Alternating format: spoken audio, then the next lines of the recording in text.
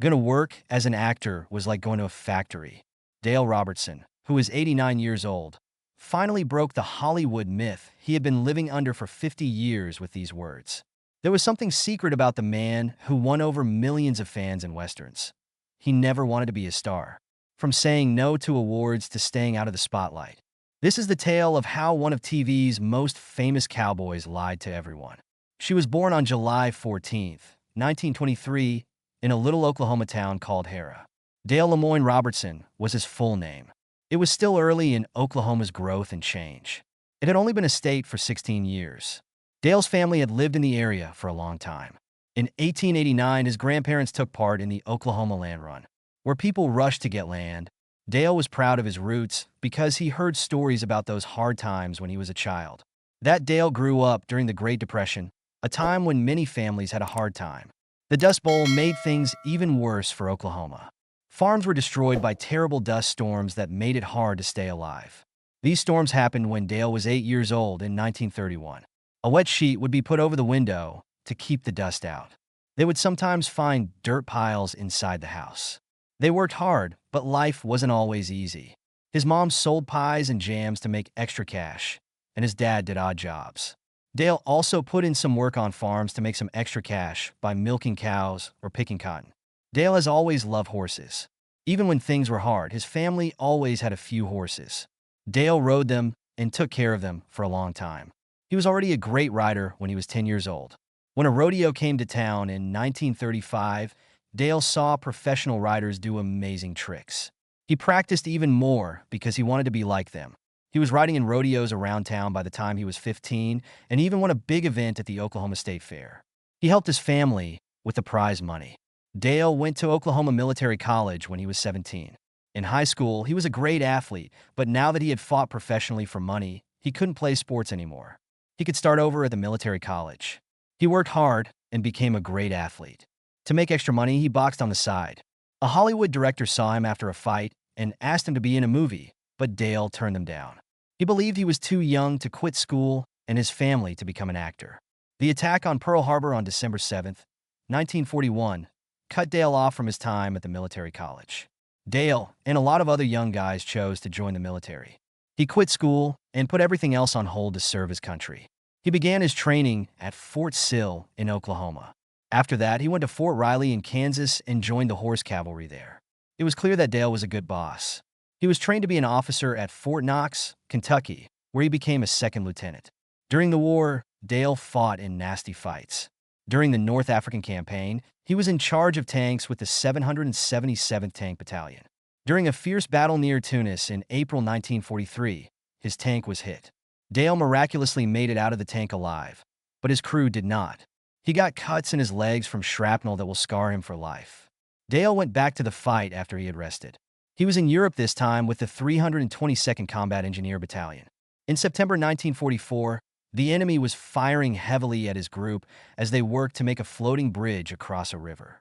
Dale was in charge of his men while avoiding bullets and weapons. He got hurt again by shrapnel in the knee, but he took care of himself and kept going. What guts he showed! But because he never told anyone about his injury, his Purple Heart Award was delayed. Dale was brave and made many sacrifices during the war. He won the Bronze Star, the Silver Star, and finally the Purple Heart. These events changed him and made him who he is today. He was quiet, strong, and determined in real life. And these traits would show up in his plays, especially Westerns. Dale's work in Hollywood began in a very strange way after the war. He took a picture to send to his mom back home in 1945 while he was stationed in California. The photographer put the picture in his Hollywood Boulevard studio window because he thought Dale looked like a movie star. Talent agent saw the shot and thought it was great. Dale saw his own picture in the studio window one day as he walked by. A scout came up to him and offered to give him a screen test before he knew it. The scout talked Dale into trying acting even though he wasn't sure. Dale did the screen test right before he left the Army in February 1946, and the camera loved him. Dale began with small parts.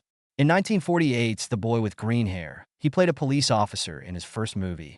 He then had small roles in The Flame, The Arrow, and Fighter Squadron in 1949. Even though these parts weren't very important, they helped him learn. In the fall of that year, he got a bigger part in the Western Fighting Man of the Plains, which starred Randolph Scott. This was the start of his rise to fame as one of the most popular stars in Western movies and TV shows. His rise to fame began with some good luck. He played Jesse James in the 1949 movie Fighting Man of the Plains. The first actor got sick just 2 days before shooting started, which caused this to happen. Dale wasn't well known at the time, but he worked hard to get ready. He didn't sleep for 36 hours and learned everything he could about Jesse James. People loved his role in the movie when it came out. Some reviewers said it was great and that he made Jesse James seem real. It made $3.2 million, which was a lot of money back then, which was a great haul. There was a big deal between Dale and 20th Century Fox soon after he got this part. Soon after, Dale was cast in a lot of Western movies in Hollywood. In 14 Westerns from 1950 to 1956, he played the lead part and showed that he could carry a movie.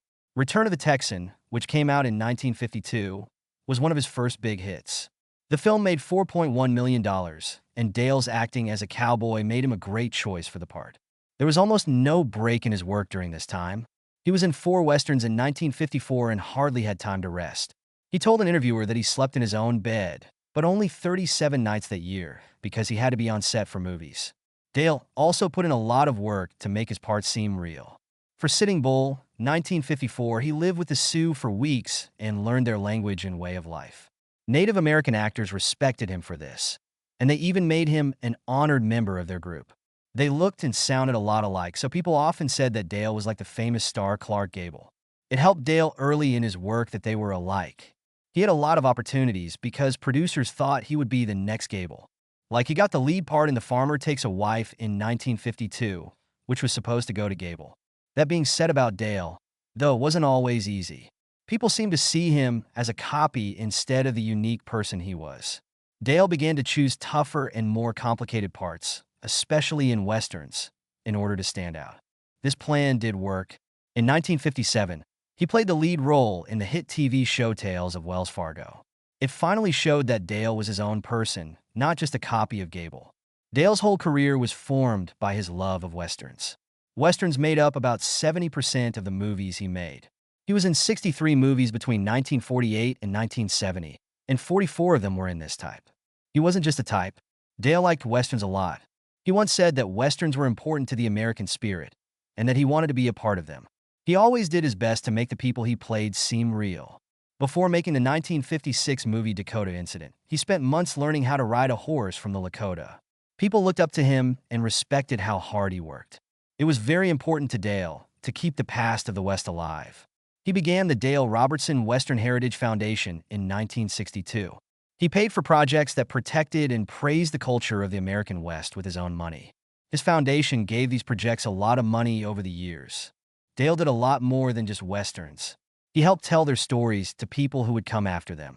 Dale Robertson, on the other hand, became a TV star when he played Jim Hardy on Tales of Wells Fargo.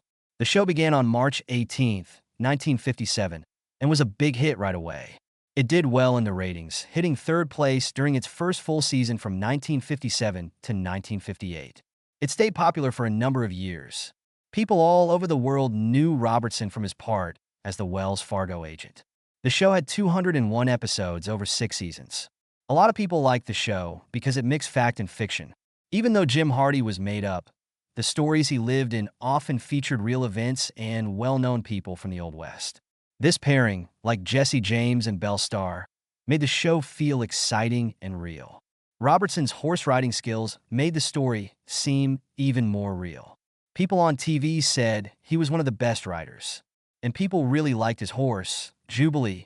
One thing that made Jim Hardy special was that he shot with his left hand. Because of this, people called him the left-handed gun, which made him stand out. In real life, Robertson was left-handed, so this choice helped his act feel honest.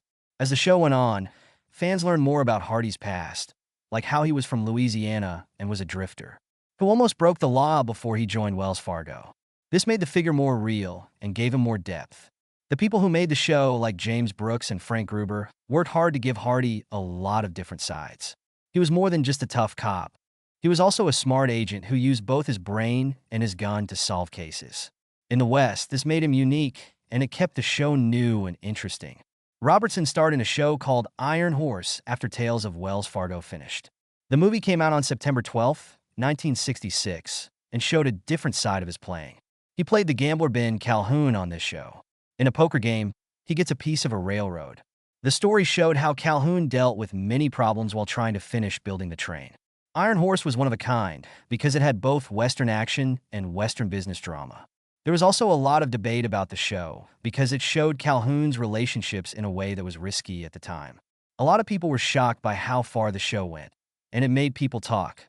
The famous Sierra Railroad was used to film the train scenes, which gave them a realistic feel that viewers liked. He got a new job in 1968 as the host of Death Valley Days. This was a long-running collection of short stories that began on radio and then moved to TV in 1952.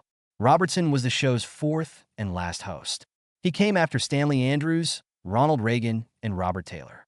Robertson joined the show near the end, but it was still about telling true stories from the American West. As the host, Robertson presented each show and talked about its history, using his fame as a Western star to make the stories seem more real. Before the show stopped in 1970, he hosted 26 episodes in the last 2 seasons. Death Valley Days made a total of 452 TV episodes and is remembered as a great Western show for a long time. Behind the scenes, Dale Robertson had a lot of problems in his own life. He became well known in the 1950s, but his fight with alcoholism got worse as his fame grew.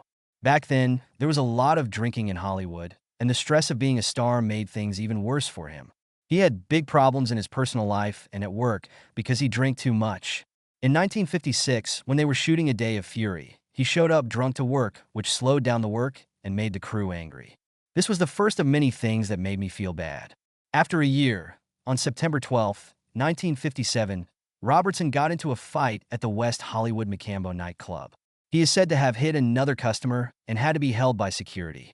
The event was covered in many talk magazines, which hurt his reputation.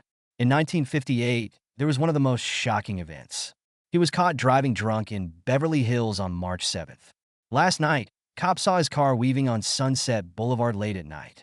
He had twice the allowed amount of alcohol in his blood. He stayed in jail all night and was freed on bail the next morning. In the news, he was called a TV star from Wells Fargo who was arrested for DUI. He later admitted guilt, paid a fine, had his license taken away, and was told to go to Alcoholics Anonymous meetings. This was a bad time in his life and work. Robertson had to fight his problem for years. By the end of the 1970s, he was finally clean for good. He said that his faith in Christ had helped him change his life. In December 1978, he went to a revival meeting in Los Angeles that was led by the preacher Billy Graham. He said it was the moment that his life changed forever. After that, he became very religious and joined the First Baptist Church of Beverly Hills. He also started going to Bible study groups. He said in an interview in 1982, "My faith in Jesus Christ saved me from the bottle and gave me a new purpose in life. It felt like starting over." As Robertson's own life became more stable, he wanted to help people who were having a hard time. In 1985, he started the Dale Robertson Foundation for Recovery, a nonprofit group that helped people who were trying to get help for addiction by giving them money. He told his story a lot of the time at neighborhood events, churches, and rehab centers to encourage others. He spoke at a major addiction recovery conference in Washington, D.C. in 1990. In it, he talked about his problems and how his faith had saved him. Robertson worked with the Betty Ford Center in 1993 to make a program just for people in the entertainment business who were struggling with addiction. As part of this program called Spotlight on Recovery, actors, singers, and other famous people could get specialized help. Dale Robertson's love life also had its ups and downs. He got married 5 times, the first time when he was 22 years old. Martha Colleen Shooter was his first wife. They got married in 1945, but they were only married for a short time. The next year, in 1946, they got a divorce. He then got married to Jacqueline Wilson in 1951 for good. They were married for 5 years. They had a girl together named Rochelle. He loved being a dad, but this marriage also ended in 1956. After that, Dale married actress Mary Murphy 3 weeks later. This was their shortest marriage, as it ended in 1957. After that, he married Tallulah Mae Maxey for the 4th time in 1959. Even though it went on for longer, nearly 20 years, this one ended in divorce in 1977. Finally, Dale married Susan D. Robbins in 1980. He met her on a bus and they got married. He was a lot older than Susan, but they had a close relationship. They were together for 32 years until Dale died in 2013. She loved horses as much as Dale did, and the two of them made a life together on an Oklahoma ranch. They took care of more than 200 horses together, which brought them closer. But they got married, didn't come without problems. It was hard for Dale and Susan to have children. They tried over-the-counter medicines for years, but nothing helped. They were hurt, but they kept going and thought about their life together. They eventually found happiness in their land and the animals that lived there. Dale was also very sad when his daughter Rochelle died in 1981. Her diabetes caused her to die when she was only 21 years old. This hurt Dale a lot because he hadn't spent much time with her because he was so busy with his Hollywood job. They were having a hard time because they were just starting their life together. Dale became more thoughtful after losing Rochelle, and he began to value his personal ties more. Another challenge for Dale was his work in Hollywood. In the 1950s, he became well known for his parts in Western movies. It wasn't easy to be a star, though. He worked long hours, often 14 to 16 hours, which didn't leave much time for family. This was one reason his first 4 marriages didn't last. After getting married to Susan, Dale chose to take things more slowly. He didn't do as many acting jobs and spent more time on their land. In turn, this let him live a calmer, more peaceful life. Dale Robertson lived in Hollywood for more than 50 years, but he never called himself an actress. He instead said he was a person. He thought that in his parts, he wasn't pretending to be someone else. He thought that on screen, he was just being himself. A personality changes the part to fit himself, not the other way around. He said this in an interview. This was how he saw his job and what made him different.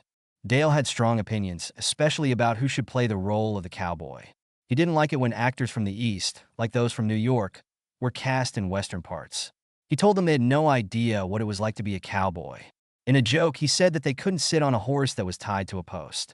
Dale started his own company in 1965 to hire artists who had lived in the West.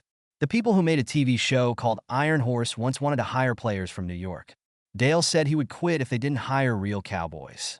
They gave in, and Dale picked out the group. He didn't like acting lessons either. He had never had one before. Early on, someone told him, "Don't take lessons. They'll make you sound fake." Dale had full faith in this. He thought that all trained actresses looked and spoke the same. Many times, he didn't get along with co-stars who used acting techniques like method acting. A co-star once spent an hour getting ready for a scene. Dale told him, "I've been ready since birth. Just say the lines." Both Dale and the reporters didn't like them. He didn't do many interviews and tried to stay away from the press as much as possible. In 1962, Louella Parsons, a well-known gossip writer, asked to talk to him. He said no, saying he'd rather fight a bear than talk to a news columnist. Because of this, he won the Sour Apple Award 3 years in a row, from 1959 to 1961. Reporters had the most trouble with these stars, so they got this award. He even showed up to an event once. He saw the reporters and drove off without getting out of his car. At another time, he refused to speak during an entire interview and just sat there. Dale joked that his Sour Apple Award was the only honest one in Hollywood. Dale shocked everyone in the 1980s by appearing in soap shows. He played movie mogul Frank Crutcher on Dallas for 5 episodes. It was in Dynasty that he was known as Walter Lankershim, stranger in Denver's oil scene. Fans loved having him on these fancy shows because he added something real and gritty to them. Dale also did speech work once. In 1965, he did the role of Secret Agent Justin Eagle in the animated Western The Man from Buttonwillow. He worked hard to do it right because it was something new for him. Even though the movie itself got mixed reviews, critics loved the way he did the voice. It was the only cartoon part he ever played. He went through one of his hardest times when he had a serious stroke in the late 1980s. He was 65 years old at the time. This took place on September 12, 1987, while he was taking care of his horses at his ranch in Yukon, Oklahoma. Susan, his wife, found him lying down in the barn and unable to speak or move. The stroke hurt the left side of his brain, which is in charge of movement. The stroke hurt the left side of his brain, which is in charge of movement and words on the right side. Integris Baptist Medical Center doctors in Oklahoma City told him he might never walk or talk again, which was a very bad sign. This was terrible news for someone whose job depended on his voice and appearance. For 3 months, Robertson was in intensive care and had to go through very hard treatments. He had to learn how to do things that most people take for granted, like walking and talking. It used to be easy for the actor to say simple words, but now he had trouble with them and needed help to walk. He never gave up, even though things moved slowly. He worked tough every day, just like the films that made him famous. When he got out of the hospital, he started a tough training program at the Jim Thorpe Rehabilitation Center in January 1988. His therapy was very intense and would often last from early morning until late at night. He was able to control his voice again after speech training. Occupational therapy taught him how to do everyday things again, while physical therapy worked on making his arm and leg stronger. Robertson got better slowly, but surely. Along with better words, he was able to move his right arm and leg a little more by March. People all around him were moved to tears when he took his first steps without help in June 1988. Robertson went back to acting on March 15, 1989, just 18 months after his stroke. She wrote that he played a character on an episode of Murder who was also healing from a stroke. This return gave hope to a lot of people who were going through tough times. That was a strong sign of his resolve to face challenges and keep doing what he loved. More health problems came up for Robertson as he aged. He was a boxer and soldier as a child, and he did a lot of dangerous trick work in westerns for many years. He was diagnosed with chronic obstructive pulmonary disease, COPD, in 2004 when he was 81 years old. Years of smoking had made the situation worse. This made it hard for him to breathe and made him feel tired. Despite this, he kept living on his Oklahoma ranch, though he had to stop running it on a daily basis. Robertson broke his hip when he was 87 years old and fell at home in 2010. He was already weak, but his long recovery made him even weaker. He could no longer live on his ranch by himself. He kept going even after these defeats. At age 89, he made his last public appearance at the Memphis Film Festival in 2012, where he was praised for his work in Western movies and TV shows. He often said that his Christian faith and his wife Susan kept him strong when things got tough. Early in 2013, Robertson was being treated for bronchitis when he was told he had stage 4 lung cancer. Even though he knew what was wrong, he stayed calm and spent his last days with family and friends. He died on February 27, 2013, when he was 89 years old. His life, which was full of strength and drive, left a lasting mark. In Oklahoma City on April 21, 1983, Dale Robertson was inducted into the Hall of Great Western Performers. It was a proud time in his career, but that night he told everyone a secret, which caught everyone by surprise. Robertson told a crowd of 1,200 people that he had turned down the honor 3 times before finally agreeing to accept it. They heard him and knew he didn't deserve it. This was shocking for Robertson, who is well known in Western culture. Robertson said in his speech that he had always had doubts about his playing skills. He said he felt fake because he thought his success was due more to how good he looked than to his skills. People loved him even more because he was so honest. He told funny stories about his 35 years in Hollywood, like the time he forgot his lines on Tales of Wells Fargo while it was airing live. Instead of freaking out, he made up a story by going into great detail about what was in his saddlebags. People laughed and cheered because he was so humble and funny. That night, Robertson also showed a side of himself that not many people knew about. He loved raising horses. His ranch was 235 acres, and it was in Yukon, Oklahoma. There he raised quarter horses. He said that most of the money he made from acting went to paying for his breeding scheme. Not his acting skills, but his love of horses kept him working in Hollywood long after he had lost interest in being on screen. Robertson became even more open about how he felt about acting as he got older. He did an interview in 2011 that shocked many of his friends, just 2 years before he died. He said, "I knew I didn't want to be an actor. I just did it for the money." This came as a surprise, given how successful he has been in Hollywood for decades. Robertson said that playing was all he did for a living, like working in a factory or on a farm. It was a good job, but his land and horses were what he loved most. He explained how all the money he made in Hollywood was used to keep his ranch running. It was just a way to get to the end goal, he said. "When I was in front of the camera, I always thought about how the money would help my breeding scheme." He talked, and he even said that being famous and living in Hollywood made him feel bad. He tried to stay away from parties and interviews and instead liked spending time on his ranch in Oklahoma, over hanging out with other famous people. The thing that shocked people the most was when Robertson admitted that he hadn't even seen many of his own acts. He was done with work as soon as the movie was over and he got paid. It didn't matter to him what people said or reviewed. He only wanted to get back to Oklahoma and his horses.